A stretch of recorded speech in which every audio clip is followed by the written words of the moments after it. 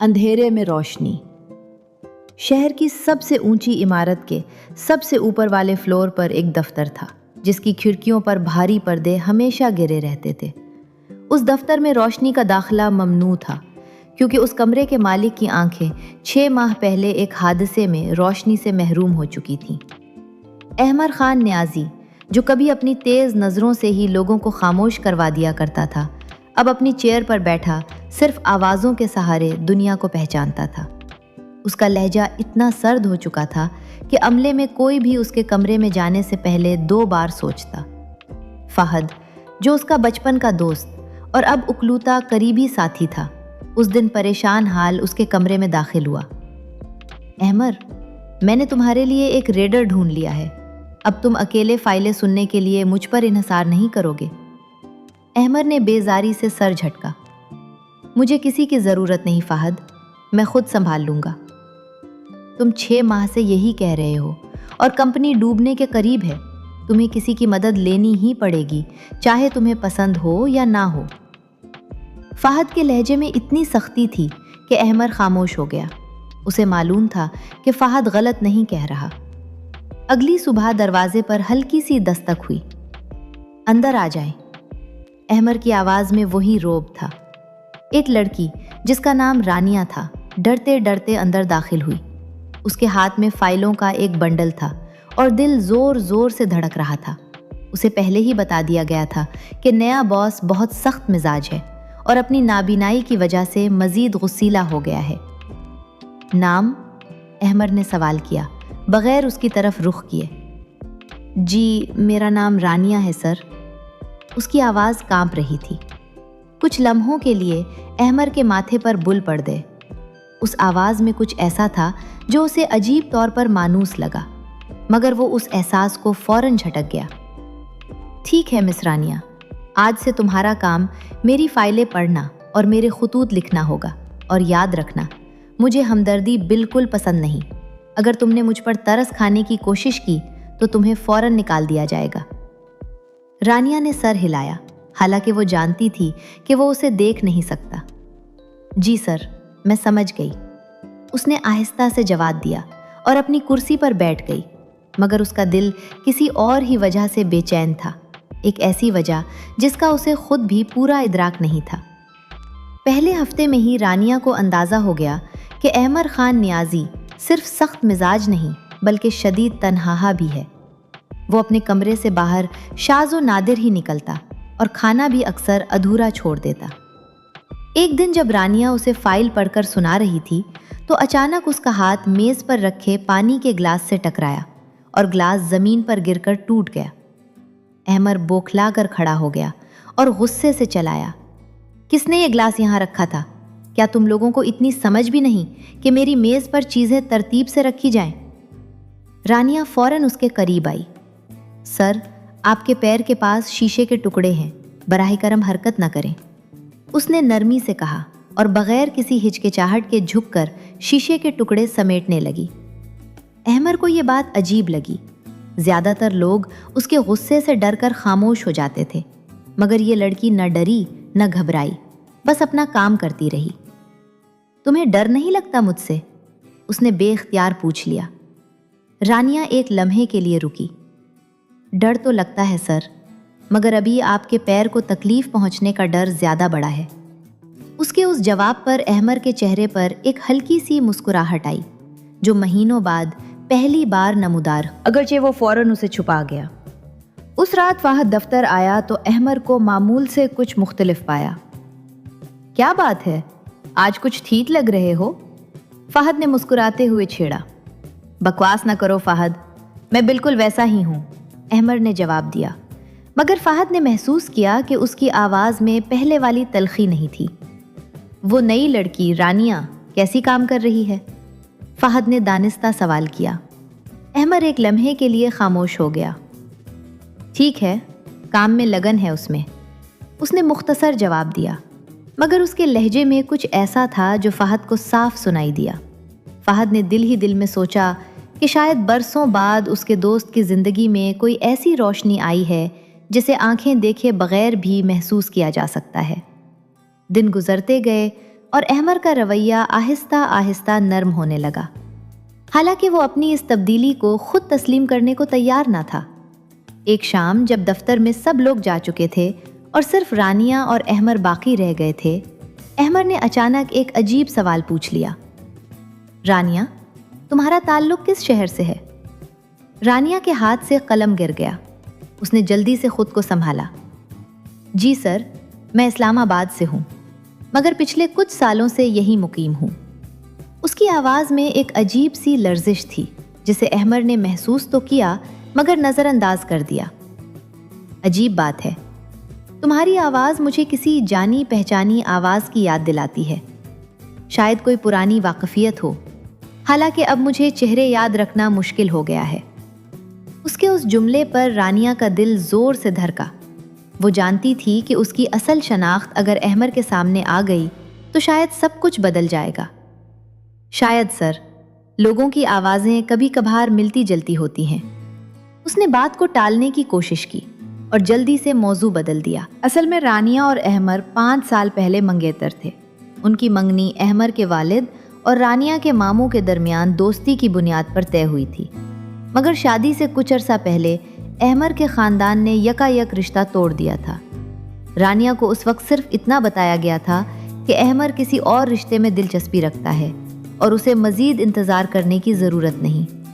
दिल टूटी हुई रानिया ने वो शहर ही छोड़ दिया और बरसों बाद किस्मत के खेल से वो इसी शख्स के दफ्तर में मुलाजिम होकर आ गई, मगर अपना सरनेम बदल कर, ताकि कोई उसे पहचान न सके। उसे ये मालूम नहीं था कि रिश्ता तोड़ने का असल फैसला अहमर का नहीं बल्कि उसकी सौतेली फूफू का था, जो चाहती थी कि अहमर किसी ज़्यादा रईस घराने में शादी करे ताकि ख़ानदानी कारोबार को फ़ायदा पहुँचे। एक दिन दफ्तर में एक अहम मीटिंग थी जिसमें फ़हद भी मौजूद था। मीटिंग के दौरान एक नौजवान बिजनेस पार्टनर ने रानिया से बार बार बात करने की कोशिश की और उसकी तारीफ में कुछ ज़्यादा ही जुमले कह दिए। मिस रानिया, आप सिर्फ असिस्टेंट के कान के लिए नहीं बनी, आपने तो मैनेजमेंट की सलाहियत नज़र आती है। कभी वक्त मिले तो मेरे साथ काफ़ी पर बात करें। अहमर, जो उस वक्त खामोशी से कागजात पर दस्तखत कर रहा था, उस जुमले पर रुक गया। उसकी गिरफ्त कलम पर सख्त हो गई। मिस्टर आदिल, अगर आप कारोबारी बात करने आए हैं तो बराह करम इसी पर तवज्जो दें। मेरे अमले के साथ ज़ाती गुफ्तगू की यहाँ कोई गुंजाइश नहीं। उसकी आवाज़ में एक तीखापन था जो सब ने महसूस किया। मीटिंग ख़त्म होने के बाद जब सब चले गए तो अहमर ने रानिया को रोक लिया। वो आदमी तुमसे क्या बात कर रहा था? उसने सर्द लहजे में पूछा। कुछ ख़ास नहीं सर, बस तारीफ़ कर रहे थे, रानिया ने सादगी से जवाब दिया। आइंदा ऐसी तारीफ़ों की ज़रूरत नहीं। तुम यहाँ काम करने आई हो, किसी की तवज्जो हासिल करने नहीं। अहमर के लहजे में एक अजीब सख्ती थी जिसे वो खुद भी समझ नहीं पा रहा था। रानिया ने हैरत से उसे देखा, हालांकि वो देख नहीं सकता था। जी सर, जैसा आप कहें, उसने धीरे से कहा, मगर उसके दिल में एक अजीब सी खुशी जागी। वही खुशी जो किसी के हसद में छुपी मोहब्बत को महसूस करके पैदा होती है। उस रात अहमर अपने कमरे में अकेला बैठा खुद से सवाल करता रहा, मुझे क्या हो गया है? मैं इस लड़की के बारे में इतना हसास क्यों हो गया हूँ? उसने अपने आप को याद दिलाया कि वो मोहब्बत के काबिल नहीं रहा, कि उसकी ज़िंदगी अब सिर्फ अंधेरे और कारोबार तक महदूद है। मगर दिल की सच्चाई कुछ और ही कह रही थी। किस्मत ने एक और इम्तहान लिया। जब एक शाम दफ्तर से वापसी पर अहमर को शदीद सीने में दर्द महसूस हुआ।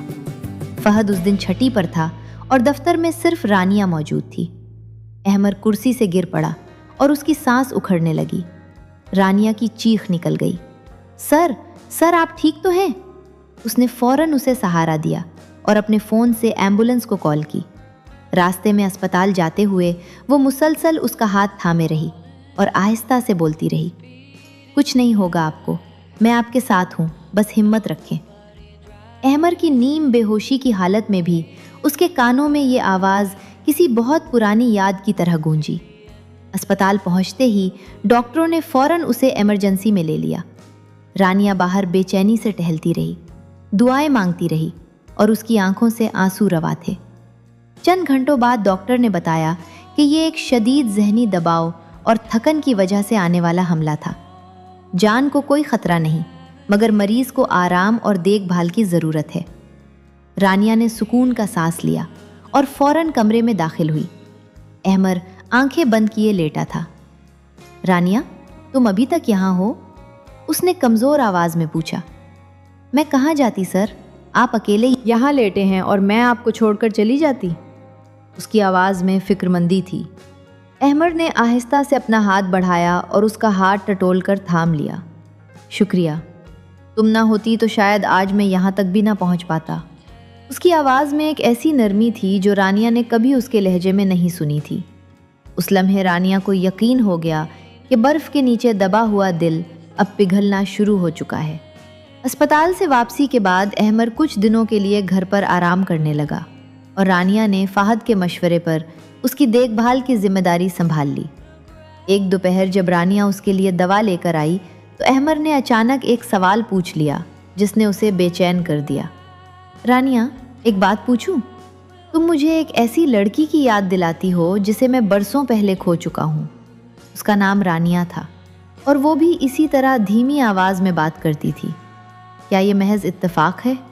رانیہ کے ہاتھ کانپنے لگے اور دوا کا گلاس تقریباً گر ہی گیا۔ اس نے خود کو سنبھالا اور ایک گہری سانس لی۔ سر، اگر میں آپ کو بتاؤں کہ یہ اتفاق نہیں تو کیا آپ یقین کریں گے؟ اس کی آواز کانپ رہی تھی۔ احمر کے چہرے کا رنگ بدل گیا۔ کیا مطلب؟ تم وہی رانیہ ہو، میری منگیتر جو مجھے چھوڑ کر چلی گئی تھی؟ اس کے لہجے میں الجھن اور بے یقینی تھی۔ میں آپ کو چھوڑ کر نہیں گئی تھی سر، مجھے بتایا گیا تھا کہ آپ نے رشتہ توڑ دیا ہے کیونکہ آپ کسی اور سے محبت کرتے ہیں۔ میں دل ٹوٹی ہوئی حالت میں یہ شہر چھوڑ گئی تھی۔ اس کی آنکھوں سے آنسو بہنے لگے۔ احمر ایک لمحے کے لیے ساکت رہ گیا۔ مجھے تو بتایا گیا تھا کہ تمہارے گھر والوں نے رشتہ ختم کر دیا کیونکہ انہیں کوئی بہتر رشتہ مل گیا تھا۔ اس کی آواز میں دکھ اور غصہ دونوں تھے۔ دونوں کو یہ سمجھتے دیر نہ لگی کہ ان دونوں کے درمیان کسی نے جھوٹ کا جال بچھایا تھا۔ سچائی جاننے کے لیے فہد نے تحقیق شروع کی اور جلد ہی حقیقت سامنے آ گئی۔ احمر کی سوتیلی پھپھو نے، جس کا نام کبھی خاندان میں کھل کر نہیں لیا جاتا تھا، دونوں خاندانوں کو الگ الگ جھوٹ بتا کر رشتہ ختم کروایا تھا تاکہ احمر کی شادی اپنی بہن کی بیٹی سے کروا سکے، جس سے خاندانی جائیداد اس کے ہاتھ آ جاتی۔ جب یہ راز کھلا تو احمر کے غصے کی کوئی حد نہ رہی۔ اتنے سالوں تک میں یہ سمجھتا رہا کہ رانیہ نے مجھے چھوڑ دیا اور وہ یہ سمجھتی رہی کہ میں نے اسے دھوکہ دیا۔ ہم دونوں کی زندگی کے قیمتی سال اس جھوٹ کی نظر ہو گئے۔ اس کی آواز میں تلخی تھی۔ رانیہ نے آہستہ سے اس کا ہاتھ تھاما۔ جو گزر گیا سو گزر گیا سر، اب ہمارے پاس ایک نیا موقع ہے، کیا ہم اسے ضائع کر دیں؟ اس کے لہجے میں امید تھی۔ احمر نے اس کے ہاتھ کو مضبوطی سے تھام لیا۔ نہیں، اب میں کوئی موقع ضائع نہیں کروں گا، چاہے میری آنکھیں واپس آئیں یا نہ آئیں، میں تمہیں دوبارہ کھونا نہیں چاہتا۔ کچھ ہفتوں بعد ڈاکٹروں نے احمر کو خوشخبری سنائی کہ اس کی بینائی واپس آنے کے امکانات روشن ہیں اور ایک نیا آپریشن کامیاب ہو سکتا ہے۔ آپریشن کے دن رانیہ اسپتال کے باہر بے چینی سے انتظار کرتی رہی۔ فہد بھی اس کے ساتھ موجود تھا۔ فکر نہ کرو رانیہ، احمر بہت مضبوط ہے، سب ٹھیک ہو جائے گا، فہد نے اسے تسلی دی۔ کئی گھنٹوں کے بعد ڈاکٹر باہر آیا اور مسکراتے ہوئے بولا، آپریشن کامیاب رہا، چند دنوں میں پٹیاں اتاری جائیں گی، تب ہمیں یقین ہو جائے گا کہ بینائی مکمل طور پر واپس آ گئی ہے۔ رانیہ کی آنکھوں سے خوشی کے آنسو بہہ نکلے۔ جس دن پٹیاں اتاری گئیں، رانیہ کمرے میں موجود تھی۔ اس کا دل زور زور سے دھڑک رہا تھا۔ ڈاکٹر نے آہستہ آہستہ پٹی کھولی۔ احمر نے چند لمحے آنکھیں بند رکھیں اور پھر آہستہ سے کھولیں۔ روشنی کی چمک سے اس کی آنکھیں چندی آ گئیں، مگر جیسے ہی نظر صاف ہوئی، اس کی نگاہ سیدھی رانیہ کے چہرے پر پڑی۔ رانیہ، اس کے منہ سے بے اختیار نکلا۔ اس کی آواز میں ایک ایسی محبت تھی جو الفاظ میں بیان نہیں ہو سکتی تھی۔ میں نے تمہیں صرف اپنے دل سے نہیں، اب اپنی آنکھوں سے بھی دیکھ لیا ہے۔ رانیہ کی آنکھوں سے آنسو روا ہو گئے اور وہ بے اختیار اس کے قریب آ کر اس کے کندھے پر سر رکھ کر رونے لگی۔ احمر نے اسے نرمی سے اپنے بازوؤں میں سمیٹ لیا۔